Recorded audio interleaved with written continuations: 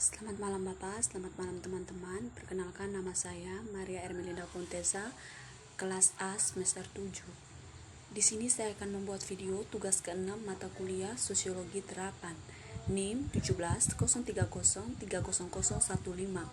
jurusan Sosiologi.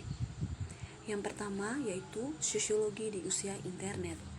Perkembangan internet sebagai teknologi media dan ruang sosial memiliki tanggapan akademis yang baik dan benar-benar melampaui itu. Di atas dekade terakhir, seluruh sifat dan bentuk internet telah berubah drastis, jauh dari akar sejarah dalam komunitas riset militer dan akademis dan menuju bentuk komersial dan massa. Visi internet optimis, komunitarian, egaliter, dan partisipatif masih bertindak sebagai ideologi dasar internet, tetapi struktur yang disokongkan tidak lagi mirip dengan yang ada di masa awal.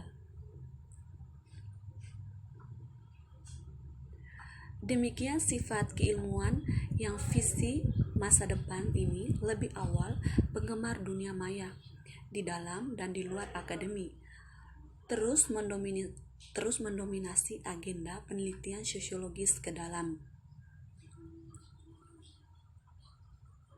Bab ini membahas posisi internet dalam sosiologi modern, mengingat dampaknya terhadap sosiologi sebagai disiplin ilmu, dan alasan mengapa ia menempatkan posisi yang tidak biasa dalam beasiswa modern. Saya mulai melihat alasan mengapa respon terprogram ke internet terbukti sangat sulit untuk dibuat. Di sini saya berpendapat bahwa interdisiplin sementara kaya vena untuk inovasi dalam penelitian belum memungkinkan berkembangnya agenda yang jelas. Dalam kombinasi dengan kultus baru yang meluas telah mempromosikan pandangan dari internet yang mengambil sumber daya yang harus dibangun menjadi topik. Dengan munculnya internet ini, kelebihan informasi akademis telah mencapai proporsi yang sangat besar, seperti halnya informasi di internet. Analisis internet telah berlipat ganda menunjukkan bahwa volume material baru tidak mungkin untuk mengimbangi. Namun, gaya yang mendorong perkalian itu masih sama diidentifikasi oleh Moskow, sifat bacana yang didistribusikan di dalam akademi. Internet adalah teknologi yang menyentuh dan mempengaruhi banyak orang dalam aspek kehidupan kita. Maka tepatlah bahwa dipelajari dari perspektif dari semua disiplin ilmu. Beragam tanggapan disipliner terhadap internet berarti masuk praktek ada kebutuhan yang disarankan untuk setiap area untuk menemukan kembali. Sebagai Burnett dan Marshall telah menunjukkan salah satu masalah utama dalam menggambarkan kesimpulan yang koheren tentang dampak internet adalah bahwa studi adalah menggunakan metode yang berbeda, mengajukan pertanyaan yang berbeda. Oleh karena itu, tak terhindar berakhir dengan berbagai kesimpulan. Ini masuk kembali ke debat arus utama sebagai polarisasi posisi, dan debat tentang internet pasti mengambil kualitas dikotomis dengan masing-masing klaim tentang sifat atau perkembangan yang seimbang dengan klaim yang berlawanan. Imajinasi sosiologis tidak mencakup konsepsi sosial lingkungan sebagai agen, tetapi teknologi seperti yang dibahas memiliki status yang berbeda dalam teori sosial, dan bidang studi teknologi diselenggarakan di sekitar diskusi tentang potensi teknologi untuk berperilaku aktor dan sejauh mana mereka dapat dipahami sebagai agen otonom.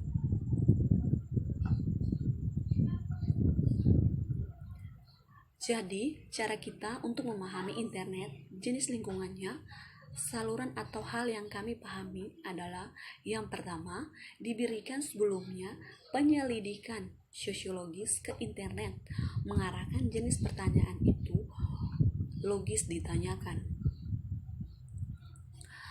Sosiologi dengan teori besarnya tampak sangat anakronistis dalam lanskap akademis. Orang-orang atau oleh ahli teori yang menekankan keanekaragaman, multiplisitas, dan perbedaan.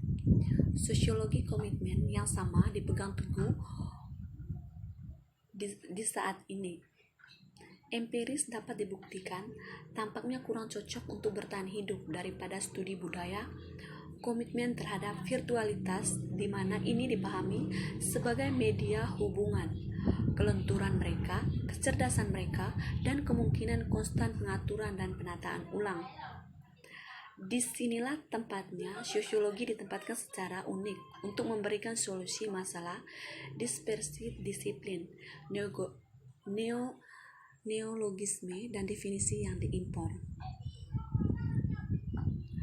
Mungkin satu hal yang menyatukan sosiologi menjadi disiplin ilmu, di mana diakui sebagai Webster 2005 mengakui pada akhirnya dapat dekomposisi menjadi kumpulan metode elektik adalah penolakan prakonstruksi. Meskipun filsafat Wittgenstein mencapai hanya terbatas pengaruh dalam ilmu sosial arus utama, beberapa sosiolog tidak akan setuju dengan Wittgenstein ketika dia membahas masalah peradaban oleh kata kemajuan. Kemajuan adalah bentuk daripada membuat kemajuan salah satu fiturnya. Studi sosiologi dan budaya. Dalam pengambilan banyak sosiologi oleh studi budaya, atau setidaknya ditempati oleh studi budaya wilayah yang mungkin dimiliki seseorang, seharusnya sosiologi memiliki klaim sebelumnya. Perbedaan pendekatan disiplin ilmu terhadap media baru dan internet telah lebih instrumental. Memang, dalam banyak hal, bidang media baru menjadi dasar yang dituduhkan sebagai bentrokan akademi itu. Tentu saja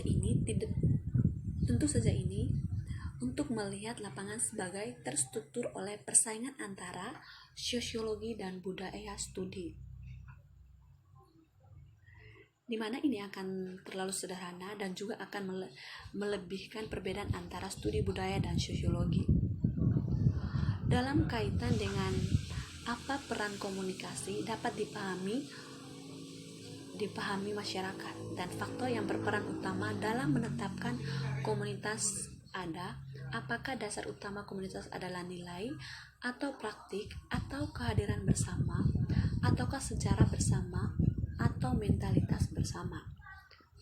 Perdebatan kedua tentang dampak infrastruktur komunikasi pada ruang fisik tempat kita tinggal, di mana berkaitan dengan pemahaman bagaimana ruang fisik direpresentasikan dalam elektronik.